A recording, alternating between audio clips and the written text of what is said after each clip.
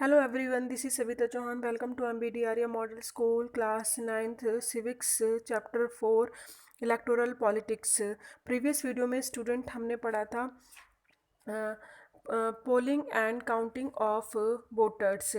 इस वीडियो में स्टूडेंट हम डिस्कस करेंगे 4.3 what makes elections in India democratic, यानी इलेक्शन जो होते हैं हमारे इंडिया में वो हम कैसे कह सकते हैं वो एक डेमोक्रेटिक हैं या फिर डेमोक्रेटिक नहीं है। कौन सी ऐसी सिचुएशन और कंडीशन है जो कि है रियलिटी ग्राउंड लेवल पे, वो हम इसमें डिस्कस करेंगे। We get to read a lot about unfair practice in elections. हमने देखा, रीड करा है कि बहुत सारी ऐसी अनफेयर प्रैक्टिस जो इलेक्शंस में होती हैं। आपने न्यूज़पेपर्स में, टेलीविज़न्स में, रिपोर्ट्स में देखा होगा, एलिगेशंस देखे होंगे, बहुत सारी ऐसी चीज़ें आपने देखी होंगी, जैसे मनी पावर यूज़ करना या फिर अपने पॉलिटिक्स पावर का यूज़ करना, और ये सारी चीज़ें आपने सुनी होंगी न्यूज़पेपर में। Most of these report about of the following, कुछ रिपोर्ट्स आपने इसके जैसी देखी होंगी जो एलिगेशंस होते हैं, यानी इंक्लूजन ऑफ फॉल्स नेम्स, मतलब झूठे जो नेम होते हैं वो डाल देना, and exclusion of genuine names in the voter list, यानी वोटर लिस्ट में से जो कुछ जेन्युइन नेम होते हैं उनको क्या कर देते हैं, हटा देते हैं, लेकिन जो फॉल्स नेम होते हैं उनको क्या कर देते हैं, उसके अंदर वोटर लिस्ट में डाल देते हैं, जो कि एक्चुअली में होते नहीं हैं। And miss use of governments facilities and officials by the ruling party क्या यूज़ करती है, गवर्नमेंट के जो ऑफिसर्स हैं उनको अपना काम करवाने के लिए बोल सकती है और उनको यूज़ कर सकती है और उन पर दबाव डाल सकती है। जो गवर्नमेंट ऑफिसर्स होते हैं, ये रूलिंग पार्टी मोस्टली अपना काम करवाने की उन पर प्रेशर भी डालते हैं। And excessive use of money, अपनी ज़्यादातर मनी का यूज़ करना by rich candidates and big parties.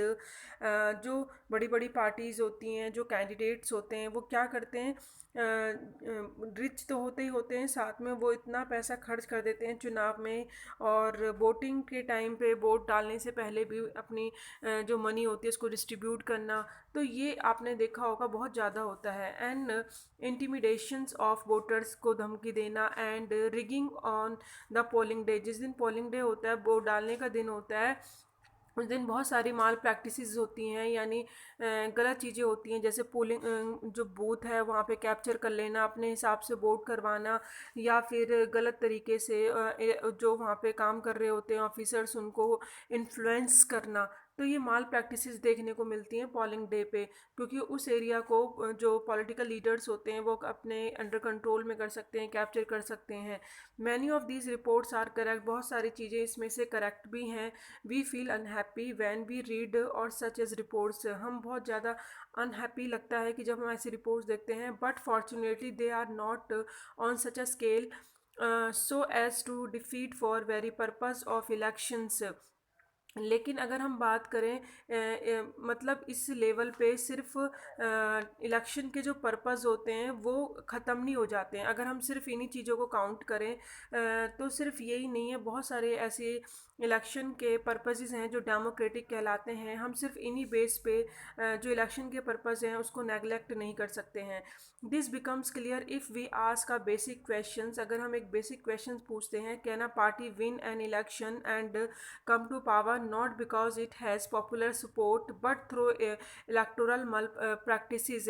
एक क्वेश्चन यहाँ पे रेज होता है, क्या ऐसा पॉसिबल है कि सभी जनता के सपोर्ट के बिना कोई भी पार्टी जो होती है वो जीत के आ जाए, और सिर्फ मल प्रैक्टिस जो रॉन्ग तरीके से जीत के इलेक्शन आ सकती है, बस क्या ऐसा पॉसिबल है?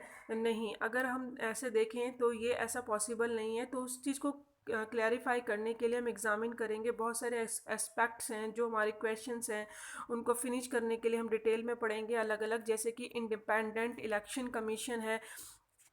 इस क्वेश्चंस को फिनिश करने के लिए फर्स्ट है कि जो इलेक्शन कमीशन है वो सबसे पहले इंडिपेंडेंट है, जो इलेक्शन कराता है और जो ये प्रूफ करता है कि हमारी जो इलेक्शन है वो डेमोक्रेटिक है, क्योंकि इलेक्शन कमीशन किसी के अंडर काम नहीं करता।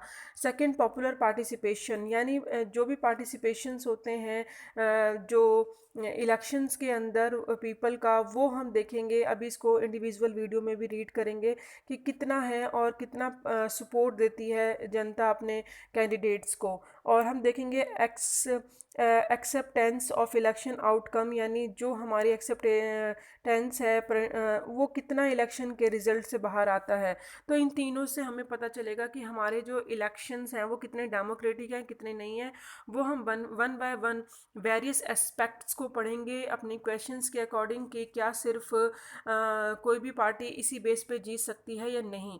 तो हम ये सिर्फ ये कह सकते हैं कि जो हमारी एक डेमोक्रेटिक कंट्री है उसके अंदर ठीक है कुछ प्रैक्टिसेस ऐसी हैं जो रॉन्ग हैं, लेकिन उसी के बेस पे हम नहीं कह सकते कि इलेक्शन का जो पर्पज़ है वो रॉन्ग है। लेकिन हाँ, डेमोक्रेटिक इलेक्शन कह सकते हैं क्योंकि वो एक उसके भी मोटिव हैं। जैसे कि अब हम पढ़ेंगे इंडिपेंडेंट इलेक्शन कमीशन, उससे हमें पता चल जाएगा कि हमारे जो इलेक्शंस हैं उसका मोटिव जो है वो डेमोक्रेटिक है। यानी ये तीन चीज़ें हैं जो हमारे इलेक्शन को क्या बनाती हैं, डेमोक्रेटिक बनाती हैं। तो तीनों को हम एक इंडिविजुअल वीडियोस में पढ़ेंगे। सबसे पहले पढ़ेंगे independent election commission. Thank you so much.